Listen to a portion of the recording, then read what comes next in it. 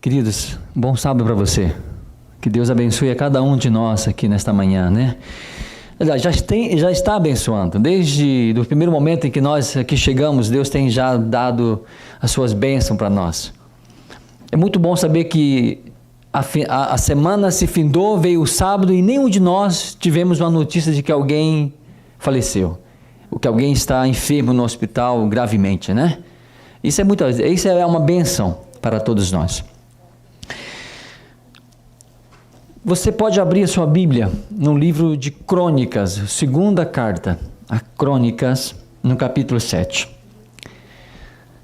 Ontem eu estava lá na casa do Zé comendo aquela saborosa ceia especial que ele fez lá e nos convidou. E a Aline perguntou: Moisés, você vai pregar sobre o quê? E eu falei que ia pregar sobre o perdão. Mas quando eu cheguei em casa, que eu fui revisar o sermão e eu confesso para você que eu mudei completamente o sermão.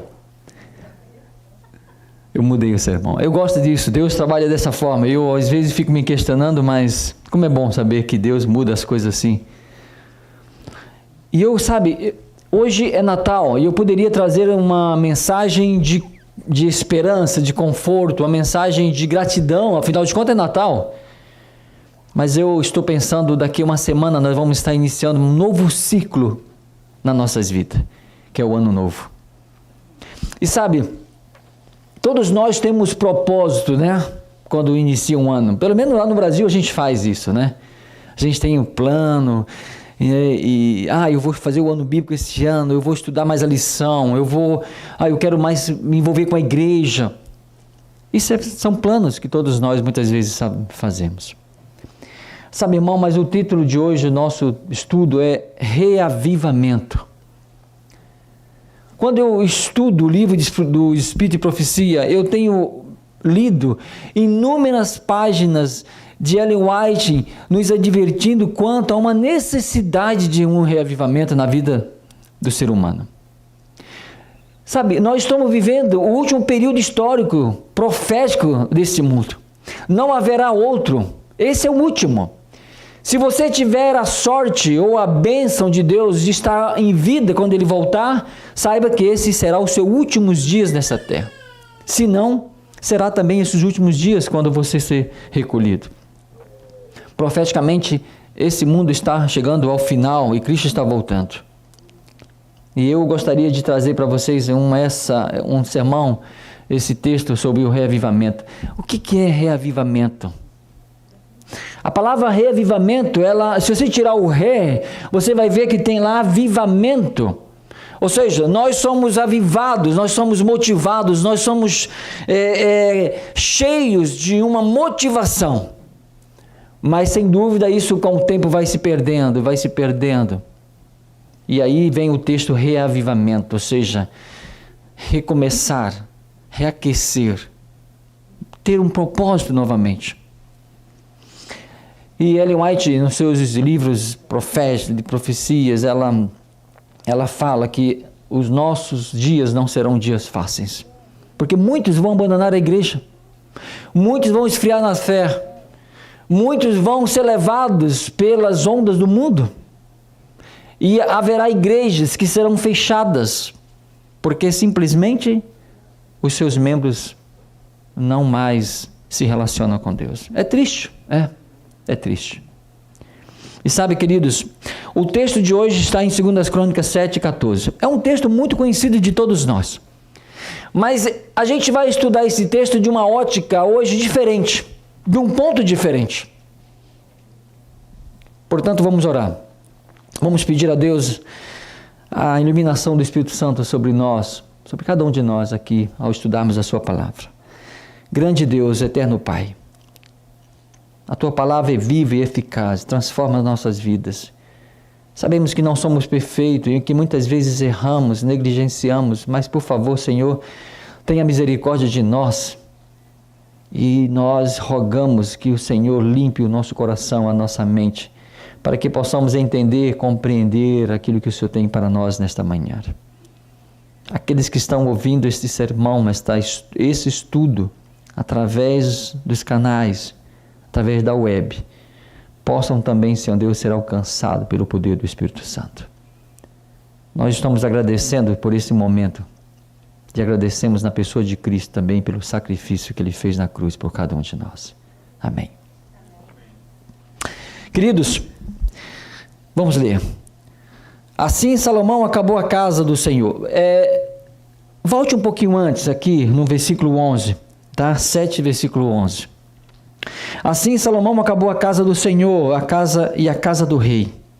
Tudo quanto Salomão intentou fazer na casa do Senhor e na sua casa, prosperamente o efetuou.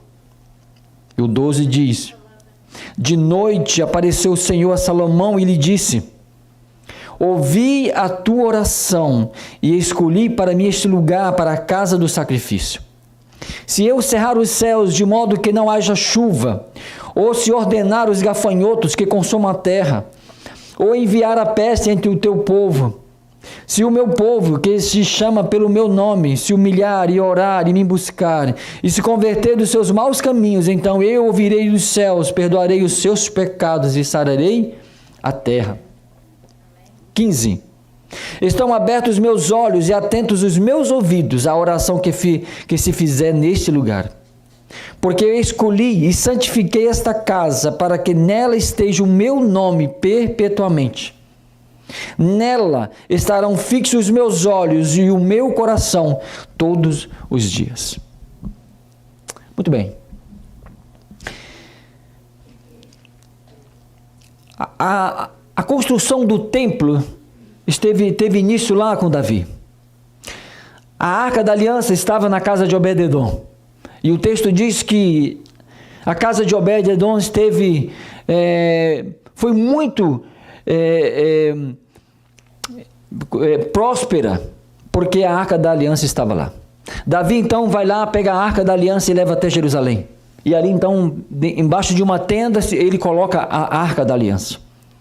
Davi olha para aquela arca e diz assim para ele mesmo: olha, eu moro numa casa de cedros. Esse relato está lá em 2 Samuel 7.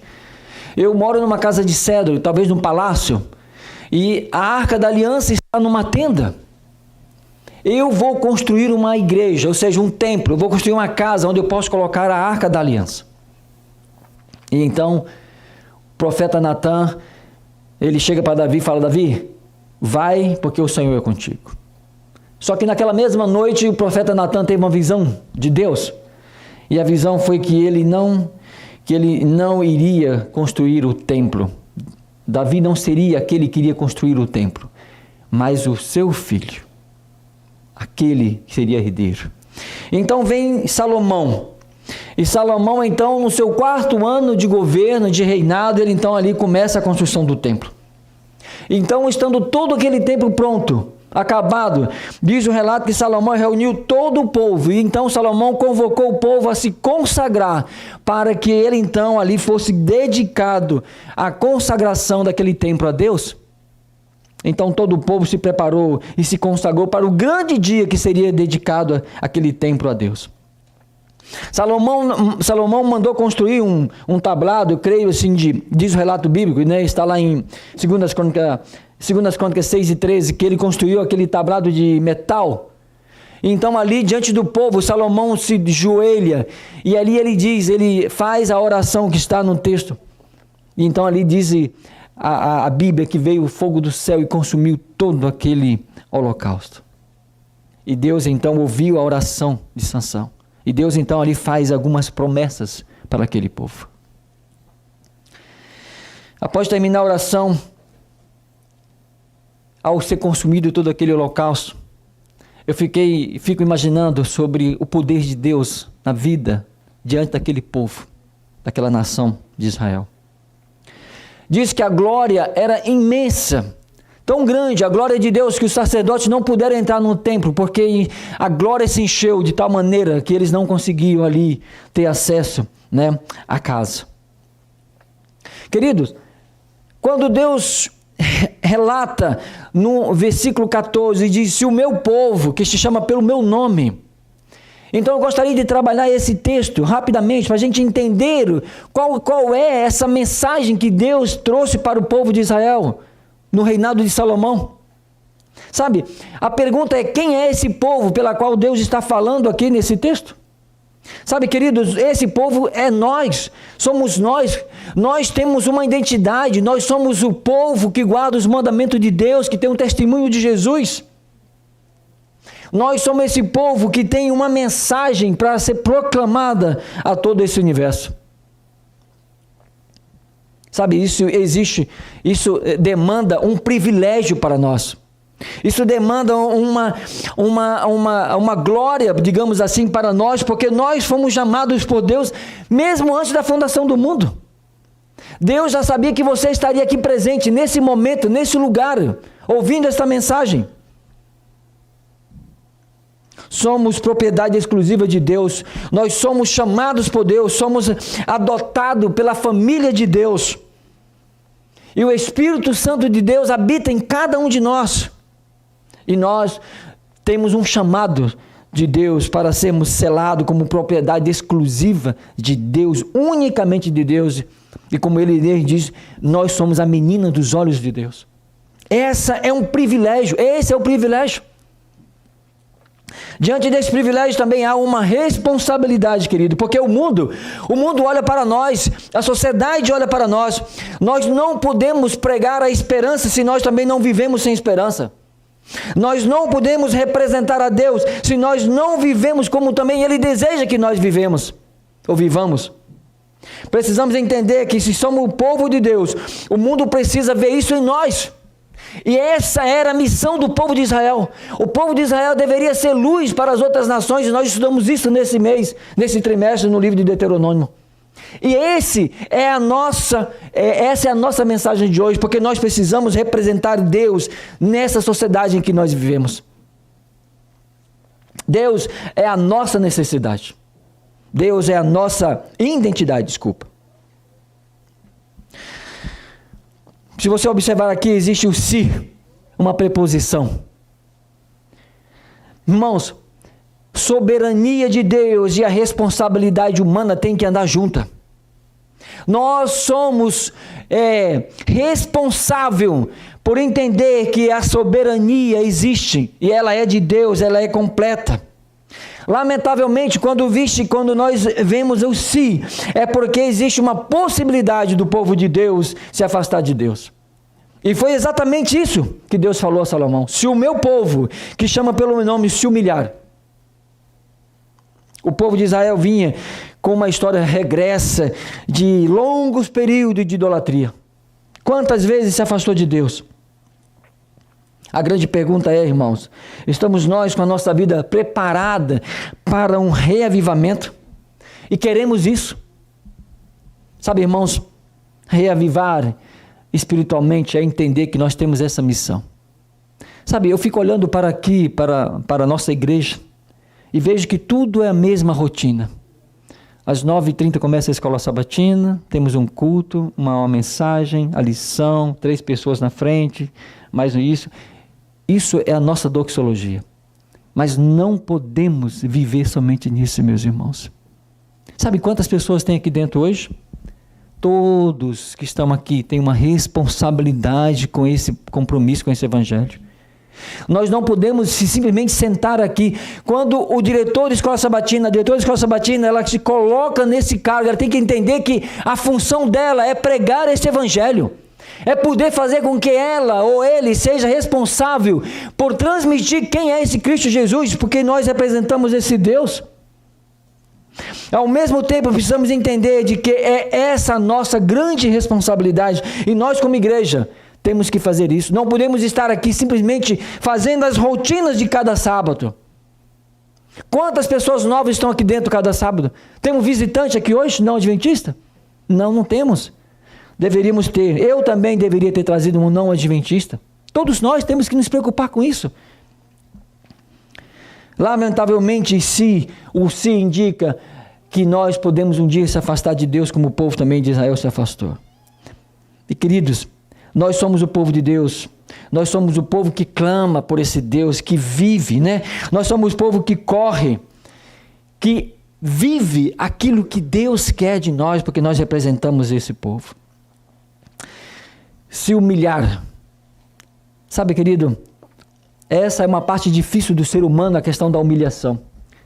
Sabe, queridos, o homem, ele é de uma dura cerviz, de um coração duro, sabe, de uma nuca dura, não se dobra, não se rende, o homem não se capitula. O homem, existe nele uma soberba, uma altivez, um egoísmo, uma incapacidade de reconsiderar. O homem é impossível de admitir o erro e talvez até de admitir o pecado. Essa é a natureza pecaminosa do ser humano. Vivemos em um período crítico dessa história em que nós vivemos. E olha, eu digo para você o seguinte: hoje os meus dias são diferentes dos dias da minha adolescência. Uns, sobre a sua intelectualidade, olham para os outros, né? E quando desprezam, pinam o nariz, né? Como se fosse no ar de arrogância. Alguns se acham melhor do que os outros pela condição espiritual e até mesmo a condição social e a condição financeira. O nosso coração, queridos, os nossos corações muitas vezes vão ficando blindados por causa da dura cerviz.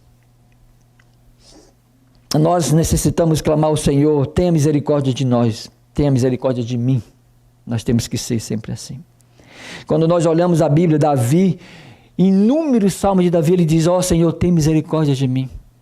O cego, lá no caminho de Jericó, onde ele gritava: Senhor, tem misericórdia de mim, tem compaixão de mim. Porque nós reconhecemos, queridos, que nós não somos nada sem Cristo na nossa vida. E muitas vezes nós estamos muito mais preocupados com a nossa vida diária nesse mundo do que com as coisas de Deus. Sabe, se nós fizermos uma conta simples, rápido, quantas horas eu gasto no trabalho, quantas horas eu gasto nos meus estudos, quantas horas eu gasto, e quantas horas eu gasto para Deus? Quando eu falo horas para Deus, é no meu relacionamento com Deus, no meu relacionamento com a igreja, com a missão. Precisamos entender que nós temos um compromisso com Deus, porque nós representamos o Deus.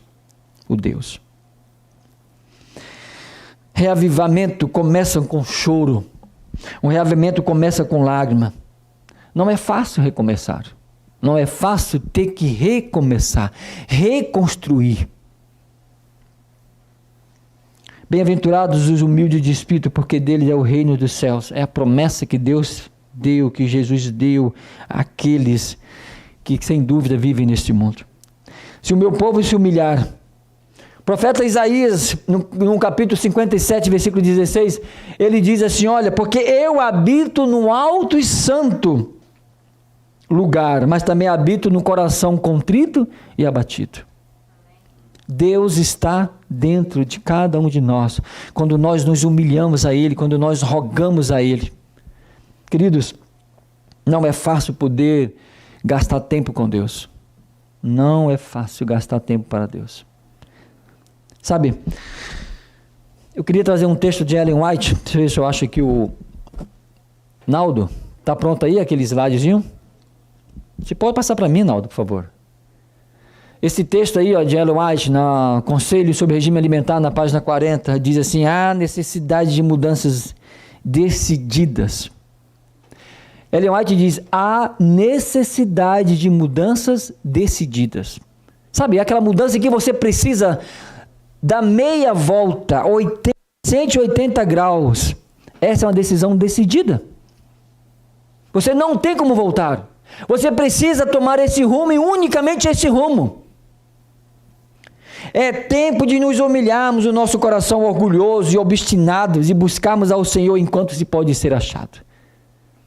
Queridos, Ellen White fala que esta igreja, muitos vão sair dela. Eu digo para você uma coisa: já começou essa peneira. A pandemia nos fez entender isso. Nos fez entender isso.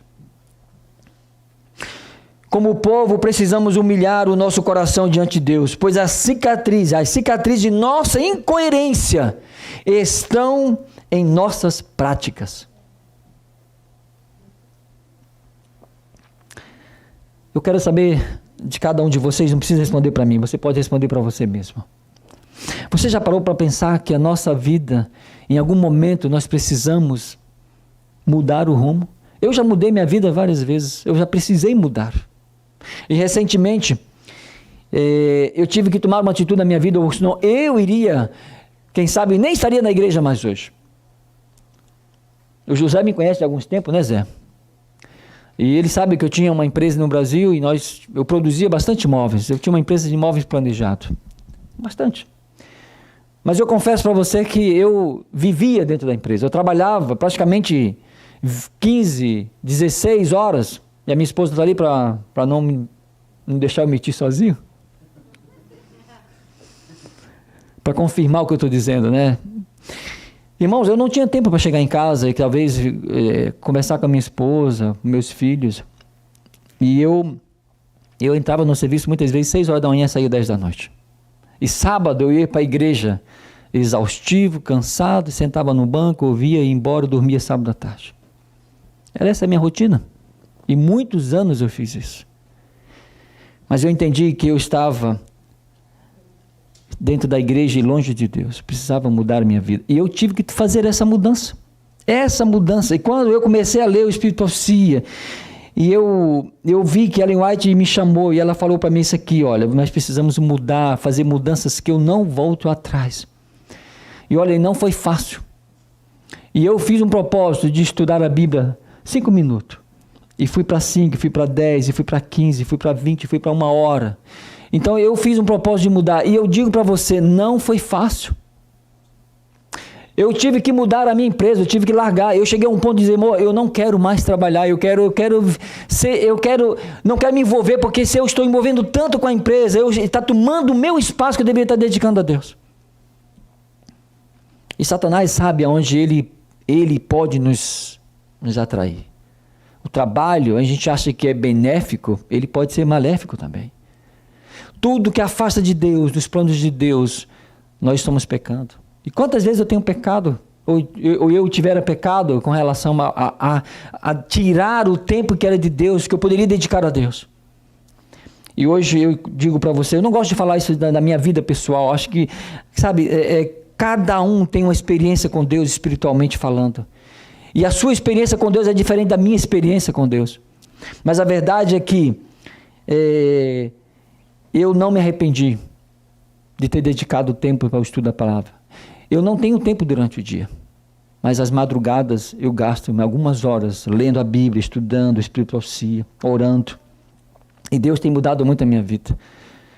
E eu ainda cometo os meus pecados, as minhas falhas, mas eu não tenho dúvida de que Deus me abençoa muito, muito e muito mesmo. O texto diz, se o meu povo que chama pelo meu nome se humilhar e orar. Eu queria trabalhar nesse texto e orar.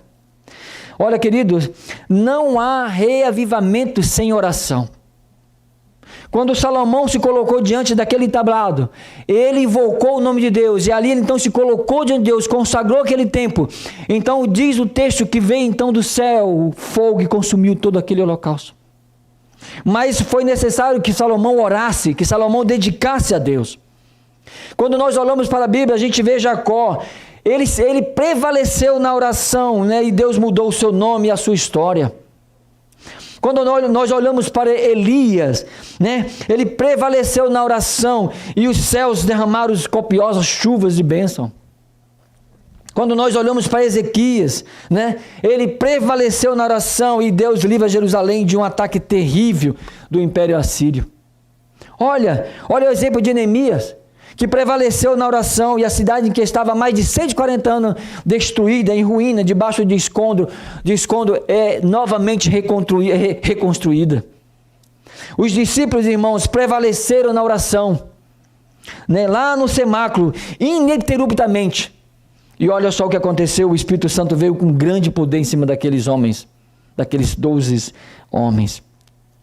Se o meu povo se humilhar e orar, sem dúvida, Deus derramará grandes bênçãos na nossa vida. Amém. Nós precisamos entender que esse momento em que nós estamos vivendo é um momento de nós clamarmos a Deus mais.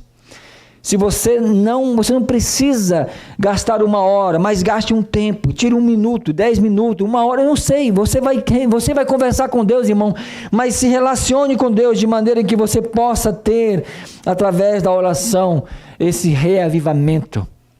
Nós precisamos mudar a história da nossa igreja, precisamos mudar a história desse grupo, desse povo que aqui está.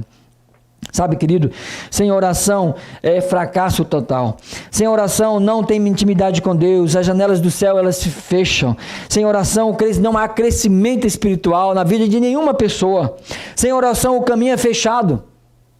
Sabe, Ellen White diz num grande conflito na página 530, ninguém sem oração se encontra livre de perigo durante um dia ou uma hora que seja. Então é necessário vivermos em oração constantemente. Sabe, se o meu povo me olhar, se o meu povo me buscar, é a última fase que a gente vê do texto, né? Chamar pelo meu nome, se humilhar e orar, e me buscar, né? Irmãos, o que nós buscamos nesse mundo? Nós buscamos coisas, buscamos bens. Sabe, queridos, como cristão, representante de Deus, nós devemos buscar sempre a presença de Deus.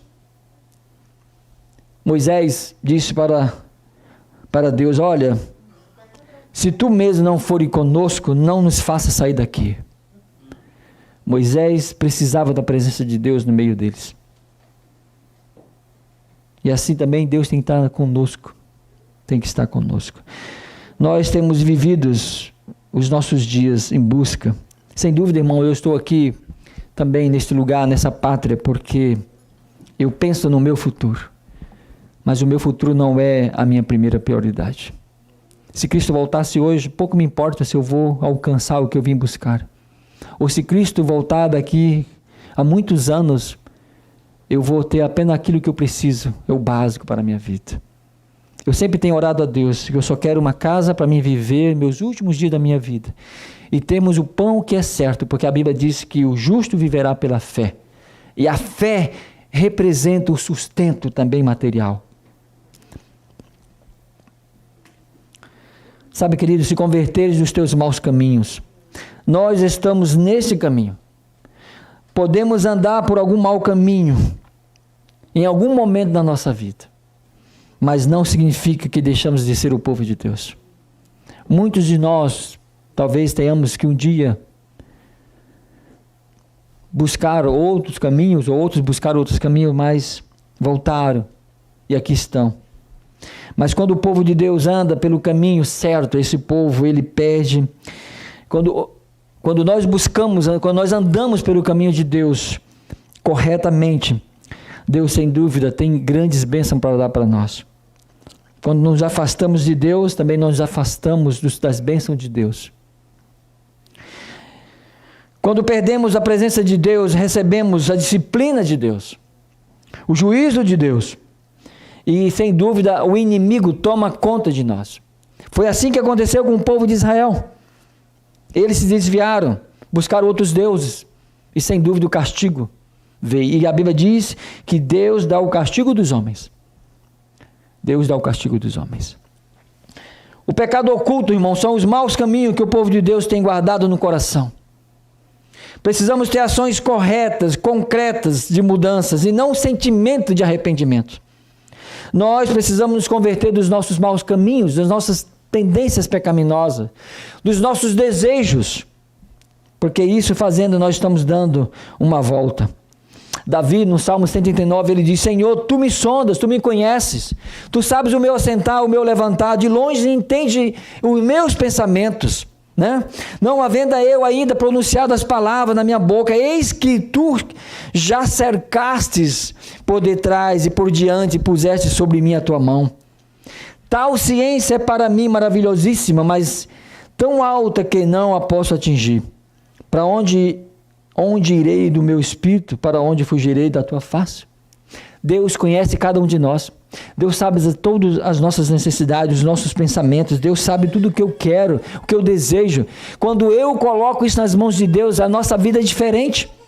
Deus vai atender às nossas necessidades e através disso nós podemos representar a Deus do céu.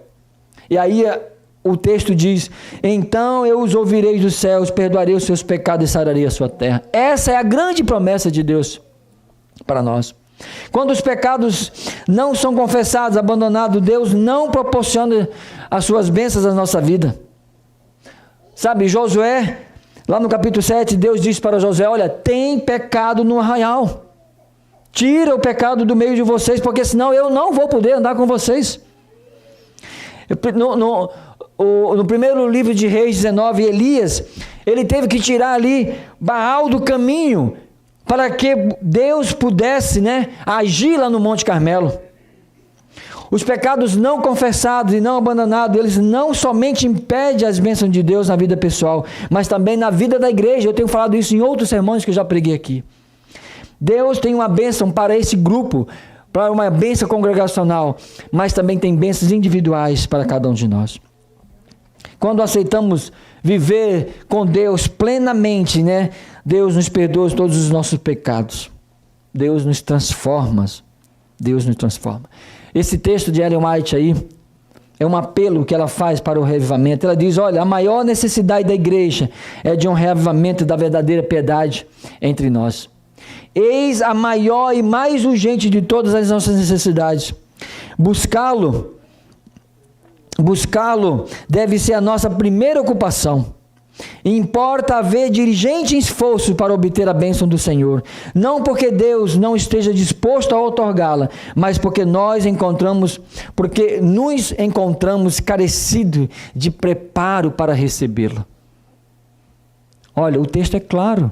Nós não temos condições, nós estamos despreparados para receber as bênçãos de Deus. Querido, se nós não pregarmos esse evangelho, esse Deus que nós representamos, as pedras vão pregar. Deus vai suscitar outras pessoas para pregar e nós vamos ter que justificar diante de Deus por que nós não fizemos isso. Oxalá que os novos líderes do ano que vem se envolvam nesse projeto de evangelização, porque nós precisamos ter um propósito. Nós não podemos terminar o ano de 2022 sem ter um propósito de pregar esse evangelho, de falar do amor de Deus. Afinal de contas, Cristo está às portas. Nós não estamos vendo. Sabe, querido, quando Jesus veio nascer nesse mundo, quem foi que conhecia as Escrituras e sabia que aquele era o reino, que era o rei que haveria de nascer? Os magos. Simplesmente uma estrela no céu, no meio entre muitas estrelas, ele percebeu que aquela estrela era a estrela de Davi e que ali haveria de nascer o filho, aquele que viria a salvar o rei. Enquanto todo mundo estava ali vivendo a sua vida tranquila, os magos perceberam e viu que aquele era o sinal do nascimento de Cristo. Cristo está voltando e muitos não estão percebendo os sinais que estão acontecendo. Por quê? Porque nós não estamos atentos. Nós estamos nos distanciando com os nossos desejos, as nossas necessidades pessoais. E recebereis poder, página 283, no terceiro parágrafo, ela diz assim, olha, só podemos esperar um revivamento em resposta à oração. Se você não gastar tempo orando com Deus, você não vai ser revivado. Não há como ser transformado, reavivado sem a oração. Enquanto o povo se acha tão destituído do Espírito Santo de Deus, não pode apreciar a pregação de sua palavra. Olha que texto, irmãos. Olha que texto. Filipenses 2 e 2 diz, Paulo diz assim, olha, completei a minha alegria, de modo que pensais a mesma coisa, tenhais o mesmo amor, sejais unidos de alma, tendo o mesmo sentimento. É esse o nosso propósito aqui, nesse momento, nesse lugar, como filho de Deus, representantes de Deus. Sabe, querido, o texto é bem claro, nós precisamos ser diferentes, porque nós clamamos o nome de Deus, nós oramos a Deus, nós aguardamos a volta de Cristo, mas nós precisamos entender que nós precisamos ser renovados, porque nós temos que ter o mesmo Espírito. Enquanto eu puxar a sardinha somente para o meu lado, e o outro, e o outro não entender isso, que nós somos uma comunidade, Nós somos a mesma família. Hoje eu chamei o Napoleão de Ananias várias vezes e eu acho que ele não gostou, viu, Napoleão? Estou pedindo em público aqui mil perdões. Não? Do peito. Eu tenho um problema sério de chamar o nome das pessoas diferente. Eu não sei porque eu não chamo meu nome de outro nome, sabe? Não é?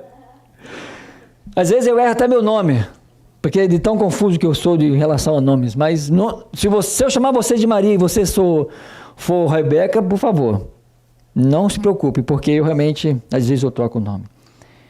Mas a nossa unidade tem que ser completa, irmãos. Nós não podemos estar aqui na igreja com um propósito diferente, com um objetivo diferente. Estamos finalizando um novo ano e logo estaremos no novo ano. Vamos ter um propósito de abreviar a volta de Cristo. Eu já não aguento trabalhar mais, eu quero um novo céu, Zé. Entendeu, Zé? Eu quero um novo céu onde eu não quero trabalhar tanto, né, Ananias?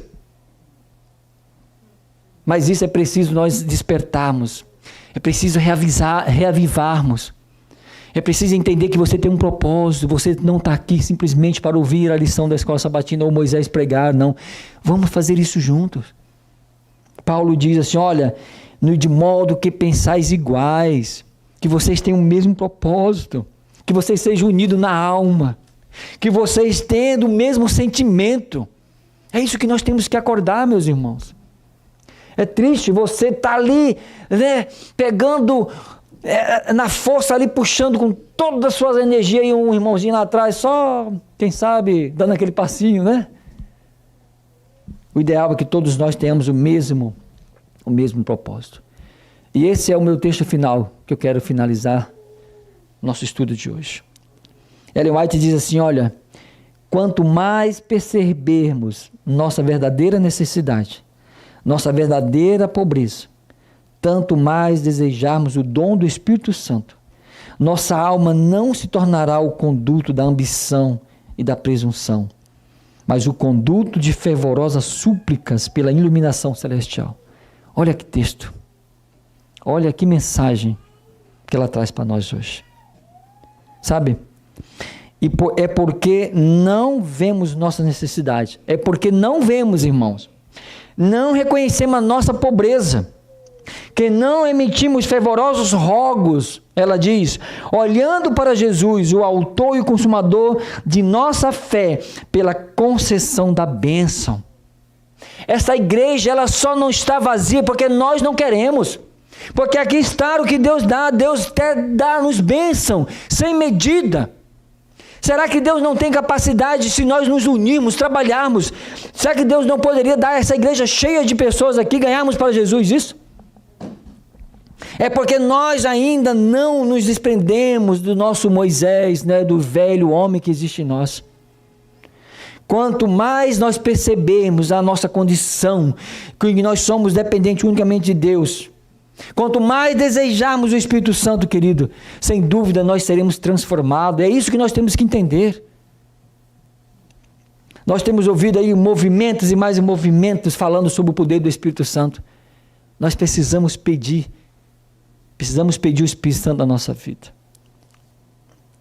Deus tem grandes bênçãos para dar para nós. Sabe, a história nos conta que aquele povo não cumpriu com essas promessas. Eles se desviaram, se afastaram dos caminhos de Deus. E sem dúvida aquele templo que deveria ser a casa de Deus, né, foi sem dúvida tomado por outros povos, pela desobediência. Eu quero finalizar dizendo para você o seguinte: faça um plano com Deus, como pessoa, para o próximo ano. Mas que todos nós que aqui estejamos, possamos fazer. Você que é jovem, você que é adolescente, não deixe de falar de Jesus para outras pessoas, para os seus amigos. Você que trabalha, você que faz, eu não sei o que você faz, mas tente, vamos trazer ideias para que nós possamos buscar, revivar, orar mais e fazer com que este evangelho que nós vivemos hoje possa ser alcançado por outras pessoas. O Senhor nasceu neste mundo, com um de nós, mas santo. O Senhor não desviou nenhum momento para ir para o lado direito nem para a esquerda. O Senhor tinha um propósito de salvar a cada um de nós, porque nós estávamos perdidos. Senhor Deus, nós ainda necessitamos do Senhor em nossas vidas. Nós muitas vezes buscamos mais os nossos propósitos. Muitas vezes estamos vivendo os acontecimentos deste mundo, os acontecimentos finais, mas ainda estamos longe de percebermos. Eu sei que nós precisamos sermos renovados, reavivados, motivados espiritualmente. Nós precisamos pregar este evangelho porque nós somos o povo que o Senhor escolheu para testemunhar da tua volta nesses últimos dias. Senhor Deus, nos ajude a cada um de nós neste momento a refletir sobre a necessidade de mudarmos, de colocar o Senhor primeiramente em nossas vidas. O nosso trabalho, nossos estudos, as nossas famílias têm que realmente estar no nosso contexto, mas não seja isso a nossa prioridade. Que esta igreja possa desempenhar papéis na humildade para poder pregar esse evangelho que nós cremos. Nós pedimos o perdão se falhamos neste ano. Não sei quantas almas foram alcançadas, mas a verdade é que nós precisamos nos preocupar em pregar esse evangelho. Só podemos pregar, só podemos viver esse evangelho quando nós sentimos isso na nossa vida. E é preciso que nós, através da oração, através do jejum, através da leitura da tua palavra, através da comunhão contigo, nos fortalecemos, ó Deus. Perdoa as nossas falhas e guarda-nos. Nos leve aos nossos lares, nos dê um bom alimento. Nos prepare para o restante do dia na tua companhia, o que nós pedimos, Senhor Deus, por Cristo Jesus. Amém.